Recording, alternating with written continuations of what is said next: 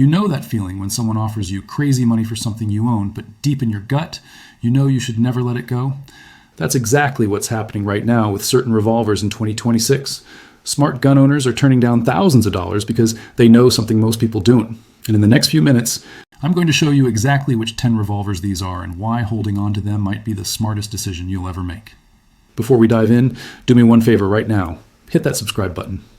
Why? Because 90% of gun owners miss critical information like this, and I don't want you to be one of them. The revolvers I'm about to reveal are disappearing fast. And if you're not subscribed, you'll miss the next video where I show you exactly where to find them before they are gone forever. Click that button now. Let me start with something that shocked me when I first discovered it. There's a specific group of revolvers that have become almost impossible to replace in 2026. We're not talking about your basic carry guns here. We're talking about revolvers that combine three things: legendary reliability, irreplaceable craftsmanship, and the kind of performance that modern manufacturers simply can't recreate anymore. And here's the crazy part. Most gun owners have no idea they're sitting on these gems until someone makes them an offer they almost can't refuse. Almost. First thing you need to understand: the revolver market changed dramatically in the last few years. Manufacturing costs went up, skilled craftsmen retired, and certain models that were once common have become legitimately rare. I'm talking about revolvers that used to sit in gun store cases collecting dust that are now selling for double or triple their original price. And the owners who know what they have, they're not selling. Period. Let me break down the first revolver on this list. The Smith & Wesson Model 27. This isn't just any revolver. This is the gun that started the Magnum Revolution back in 1935. We're talking about hand-fitted parts, a mirror finish that modern production guns can't match, and a trigger pull so smooth it feels like butter. Now here's why smart owners refuse to sell these. Smith & Wesson doesn't make them like this anymore. The new ones are fine guns, don't get me wrong, but they're not the same. The old Model 27s were hand-built by craftsmen who took pride in every single gun that left the factory. You can feel the difference the moment you pick one up. People are offering $2,000 and up for clean examples right now, and owners are saying no thanks, because they know once it's gone, they'll never get another one like it. Second on the list, the Colt Python from the 1970s and 80s. If you know guns, you already know where I'm going with this. The Python is legendary. It's the revolver that every other revolver gets compared to. And here's what makes the old ones so special. Colt brought the Python back in 2020, and yeah, the new ones are nice, but they're not the same gun. The originals had a level of hand-fitting and finishing that took hours of skilled labor. We're talking about action so smooth they feel like a Swiss watch. Barrels so accurate they'll outshoot most rifles at 50 yards. And a royal blue finish that looks like liquid metal. Smart owners know that a real Python from the golden era is basically irreplaceable. People are offering $4,000, $5,000, even $6,000 for pristine examples, and the owners are holding tight. Because they understand that once you sell a gun like this, you're not getting it back. Ever. Here's what most people get wrong about collecting revolvers. They think it's about having the rarest or most expensive gun. And that's not it at all. It's about having guns that represent a level of quality that doesn't exist anymore. Guns that were made by people who cared about their craft. Guns that will still be running perfectly 100 years from now. That's what we're really talking about here. If you're finding this helpful, imagine what you'll learn in my next video where I reveal the 5 revolvers you should buy right now before they become impossible to find. Subscribe so you don't miss it. Seriously, the information in that video could help you make decisions that pay off big time in the next few years. Hit that subscribe button now. Third revolver smart owners refuse to sell. The Ruger Redhawk in .41 Magnum. Now I know what you're thinking. A Ruger? Really? Yes, really. Here's why. Ruger still makes the Redhawk, but they stopped making it in .41 Magnum. The .41 Magnum is one of the most underrated cartridges ever designed. It sits right between the .357 and the .44 Magnum. Perfect for hunters who want more power than a .357, but don't need the wrist-breaking recoil of a .44. The problem is, ammunition manufacturers are making less and less .41 Magnum ammo, which means these revolvers are becoming orphaned. But the owners who have them, they're stocking up on ammo and holding onto their guns. Because they know the .41 Magnum does things no other cartridge can do quite as well, and once these revolvers are gone from their collections, finding another one is going to be nearly impossible. Fourth on the list, the Smith & Wesson Model 57. This is the .41 Magnum version from Smith & Wesson. And it's even more collectible than the Ruger. Why? Because Smith & Wesson made these with a fit and finish that was absolutely top tier. We're talking about guns that feel like they cost 3 times what you paid for them. The Model 57 was discontinued years ago. Smith brings it back occasionally as a special run, but those sell out in hours. Not days. Hours. The originals from the 1960s and 70s are what smart collectors are holding on to. These guns have triggers that break like glass, actions that are timed perfectly, an accuracy that makes them legitimate hunting revolvers out to 100 yards in the right hands. People are offering $1,500 to $2,000 for good examples. Owners aren't budging. Now, quick legal note, this is educational information, not legal advice or buying advice. I'm sharing what I'm seeing in the market and what collectors are doing. Always do your own research and make decisions based on your specific situation and budget. Fifth revolver on this list, the Colt Diamondback. If you've never heard of this one, don't feel bad. A lot of gun owners haven't. The Diamondback was Colt's smaller frame revolver made from 1966 to 1988. It came in 22 long rifle, 22 WMR, and 38 special. And it was basically a scaled down Python. Same beautiful finish, same incredible trigger, same level of craftsmanship. But it was made for people who wanted a smaller, lighter gun. Here's the thing about the Diamondback. Colt only made about 45,000 of them total in all calibers across 22 years. That's nothing. Compare that to Smith and Wesson, who made hundreds of thousands of some models. The Diamondback is legitimately rare, and collectors know it. Clean examples are selling for $2,000 to $3,000 right now, and that number keeps going up every year. Smart owners are holding these tight because they know Colt will probably never make them again. The cost would be too high, the market too small.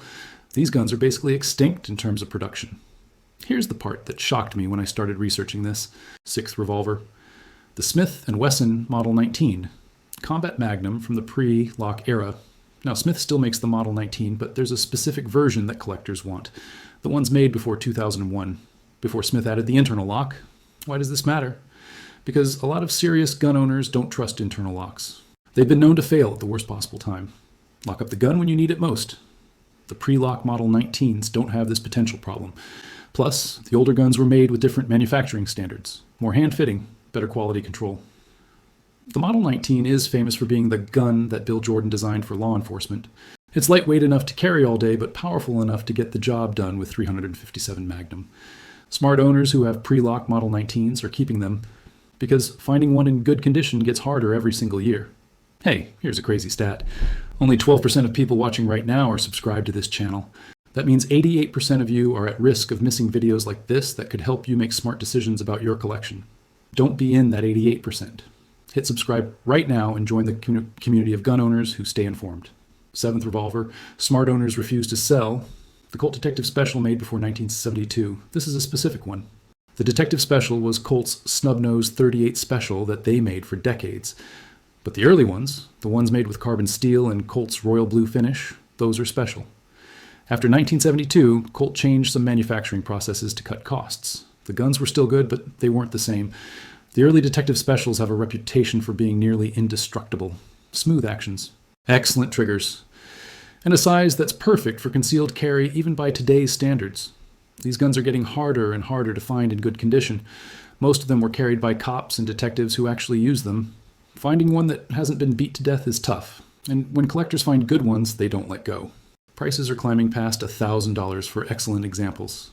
And they're not coming back down. Eighth on the list. The Smith & Wesson Model 29. Yes, the Dirty Harry gun. But here's what makes certain Model 29s special. The ones made in the 1950s and 60s before the movie came out. Before everyone and their brother wanted one. These early Model 29s were made with even more attention to detail than the later ones. Why?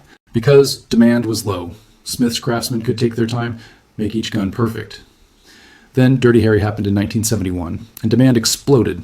Smith had to increase production. Quality stayed high, but the early guns had something extra. Collectors know this. They specifically hunt for pre-Dirty Harry Model 29s, and when they find them, they hold onto them like gold. Because these guns represent Smith & Wesson at the absolute peak of their craftsmanship, before corporate buyouts, before cost-cutting, before modern manufacturing. People are paying $3,000 and up for pristine early Model 29s. And smart owners aren't selling. Ninth revolver on this list might surprise you. The Ruger Security 6 made from 1970 to 1985. This was Ruger, his answer to the Smith & Wesson and Colt duty revolvers. And here's why collectors loved them. They're built like tanks, absolutely overbuilt in the best possible way. The Security 6 can handle hot 357 Magnum loads all day long without breaking a sweat. They're accurate, reliable. And they have a simplicity to them that modern guns don't have. No internal locks. No lawyer-inspired features. Just a solid revolver that works. Ruger discontinued them in 1985 to make way for newer designs, but a lot of shooters think the Security 6 was actually better than what replaced it. These guns are still relatively affordable compared to the Colts and high-end Smiths on this list. You can find them for $600 to $1,000 depending on condition. But smart owners are holding them because they know the value is only going up. And more importantly, they know they have a revolver that will outlast them and probably their grandkids too. This information about revolver values could change fast as more people catch on. Subscribe now so you're always ahead of the curve. I've got videos coming that will show you exactly how to spot the valuable versions of these guns and avoid the common mistakes buyers make. Click subscribe right now. 10th and final revolver smart owners refuse to sell. The Smith & Wesson Model 66, Comet Magnum in stainless steel from the 1980s and 90s. This is basically the stainless steel version of the Model 19 I mentioned earlier. But here's why the Model 66 deserves its own spot on this list. The stainless guns from this era have something special going for them. They don't have the cosmetic issues that can plague blued guns. No rust, no holster wear showing through the finish. A well-maintained Model 66 from the 80s looks almost new, even after decades of use. Plus, Smith & Wesson's stainless steel from this period was top-notch. The fit and finish was excellent. These guns were duty weapons for thousands of cops and federal agents. They proved themselves in the real world over and over again. And just like the Model 19, collectors want the pre-lock versions. The ones made before 2001, smart owners are holding on to these because they know the Model 66 represents the last generation of truly high-quality production revolvers before everything changed. These guns bridge the gap between the hand-fitted custom shop guns and modern production. And that makes them incredibly valuable to people who understand what they're looking at. Let me tie this all together for you. Here's what every single one of these revolvers has in common. They represent a level of manufacturing quality that doesn't exist anymore. Not because modern gun makers are bad, but because the economics of gun making have changed. Hand-fitting takes time. Time costs money. Modern manufacturers have to produce guns at a price point that people will actually pay. And that means certain corners have to be cut. Not safety corners, but the little details that made these older revolvers special. The extra smoothness in the action, the perfect timing of the cylinder, the mirror polish on the finish. These things made guns from the 1960s through the 1990s different from what you can buy new today. Smart gun owners understand this. They know that once they sell one of these revolvers, they're not getting it back. The market is full of people trying to buy them. But there aren't many people selling. That's why prices keep climbing. That's why collectors are offering crazy money. And that's why the owners are saying, no thank you. They've done the math. They understand that holding onto these guns is better than having the cash, because the cash loses value to inflation every single year. But these revolvers, they gain value. They become more collectible, more desirable, more impossible to replace. Here's my final thought for you. If you own any of these 10 revolvers, think very carefully before you sell. I'm not saying never sell. Your situation is your situation. But understand what you have. Understand that the person making you an offer knows exactly what they're doing. They know these guns are valuable. They know they're rare. And they know that in 5 or 10 years, they'll be worth even more. So if you do decide to sell, make sure you're getting what the gun is actually worth, not what some lowball offer tries to tell you it's worth. And if you don't own any of these revolvers yet, start looking, because every year that passes, they get harder to find, and more expensive when you do find them. Subscribe to this channel right now, because my next video reveals the 5 biggest mistakes people make when buying collectible revolvers. Mistakes that cost them thousands of dollars. Mistakes that leave them with fake guns or refinished guns or guns that aren't what the seller claimed they were. I'm going to show you how to protect yourself and make smart buying decisions. Hit that subscribe button so you don't miss it. Remember, I'm not a lawyer or a financial advisor. This is educational content based on market research and talking to collectors. Always do your own homework. Always verify what you're buying or selling. And always make decisions based on your own situation and goals. Thanks for watching. I'll see you in the next video.